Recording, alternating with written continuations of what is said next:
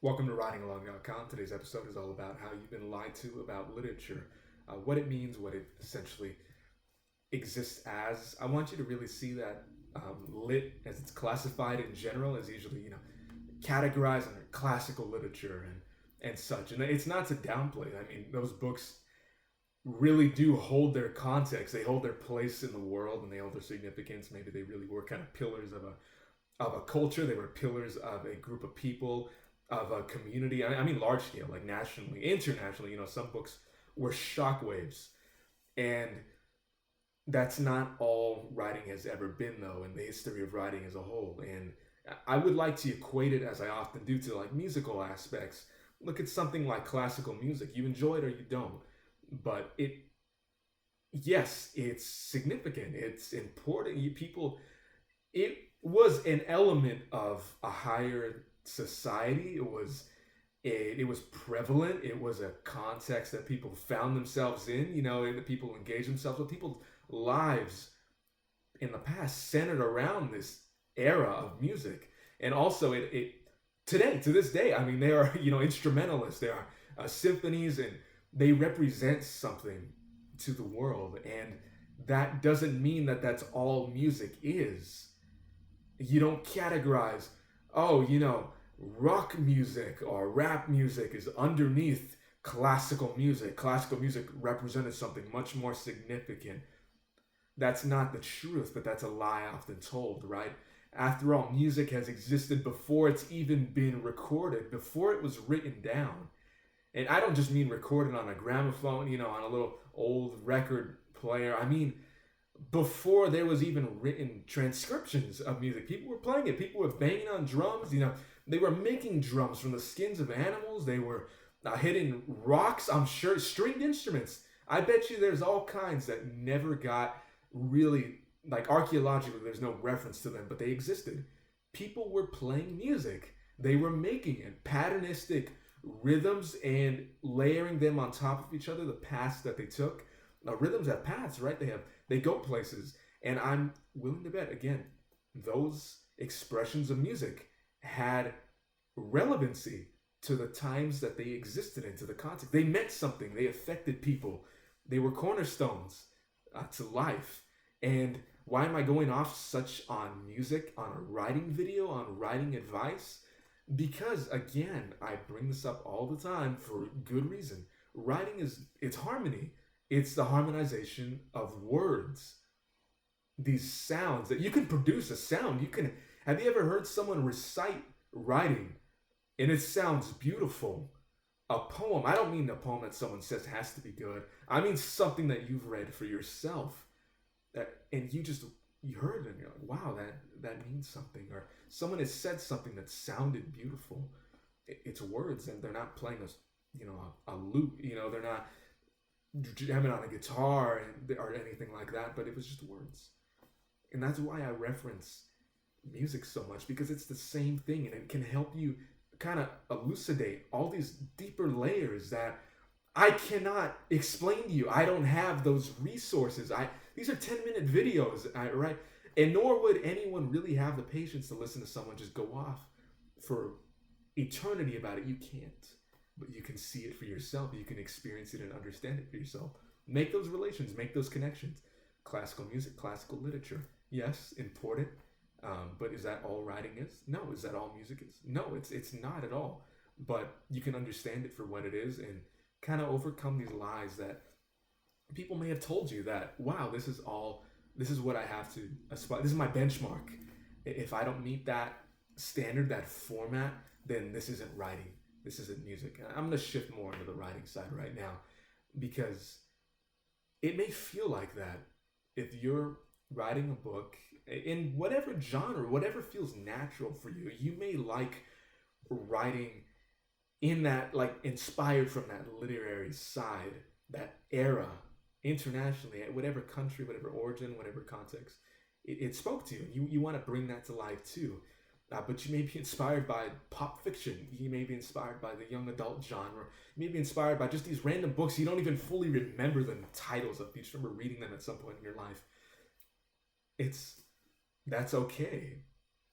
You can bring that to life. You can be inspired by that. You can use that, and that will be your format. That will be your style of writing that you're coming from, and it'll develop over time. But you got to understand, it's not beneath, it's not below. There's not a hierarchy of what is classified as great literature and what's not.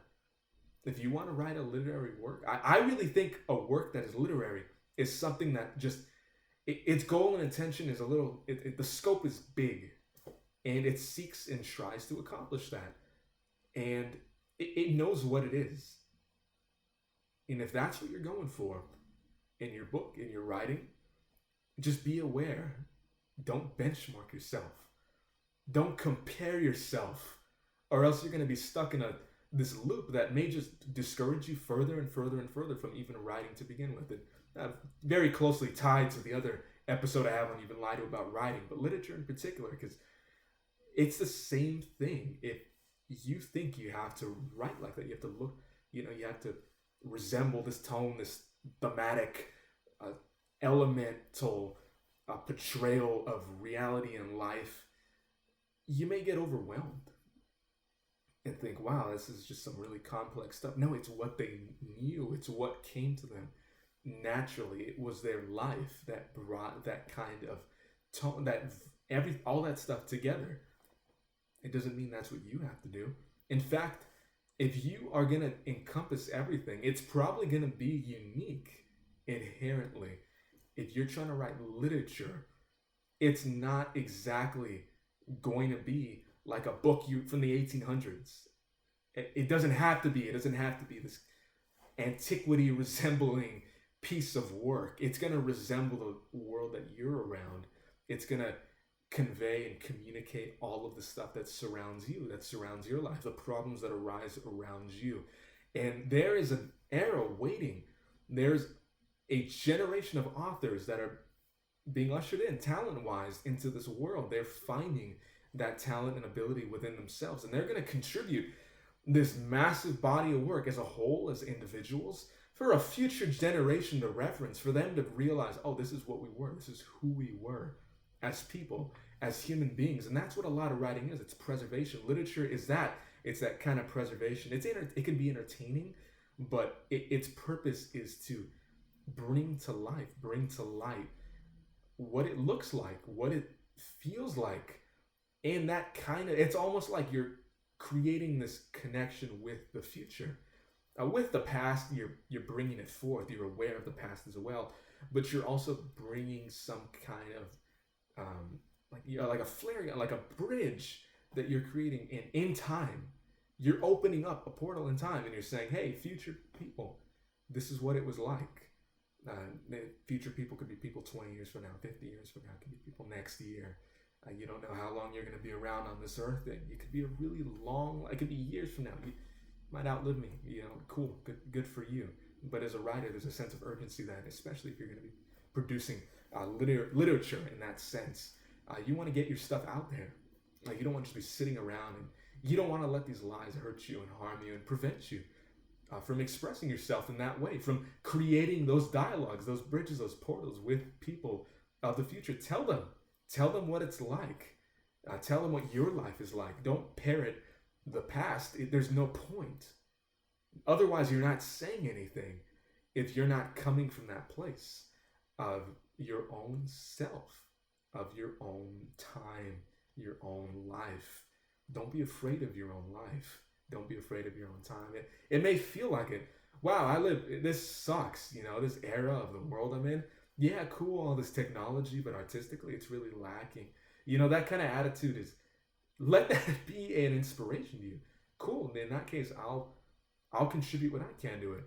I'm not going to produce, oh, this is the gold of my time. I'm the greatest author. That kind of stuff. It doesn't get you far because it's too obsessed with these ideals. You're not trying to achieve, infamy. You're not trying to, again, this idea of a hierarchy. It doesn't exist. Writing speaks or it doesn't. That's as simple as that. Your writing is saying something about the world or it's not. Your literature is true to the world that it's within, that it's birthed from, or it's not. or it's empty, or it doesn't have anything in it, and you were just trying to come at it from an angle that was too centered around these lies. And what's a lie? It's usually empty, right? There's nothing really to it. It comes from somewhere, but when you really unearth it, when you really take the mask off and you try to find out what's underneath it, there's nothing there. And what do you feel? Disappointment. What do you feel like? Wow, I've been kind of taken of something, of my time, of my life. It may have been just a couple minutes. And you got to find the places, you got to find the resources that really have something underneath them. Okay. Like if you feel something from this episode speaking to you as a writer, if you feel there's some kind of substance to it, watch some more. If you don't, I got to tell you, find someone that does, because there will be a necessity for you as a writer to hold. You need something to hold on to. You need something to remind you why you're doing it. And eventually you can remind yourself. But until then, on your writing journey, especially when beginning, let go of those lies. Look, acknowledge them. Find them about literature, because you gotta know that there's no progression. There's no, this is number one, this is number two, this is number three. There's, again, just stuff that says something about its life and time that it existed in. And there's stuff that doesn't say anything at all. Check out How to Write a Book in 30 Days. It's a 10-part guide on my website, completely free. It's not just all about getting it out quick, but on this thing, how much time do you have to write? You don't know. You really don't know. Get your book out there. Get your literary work out there. Get your literature out there. And don't compare it to what's in the past. Don't compare it to what's being released now or anything. Just, it's not a comparative act. It's not a competitive sport. It's expression.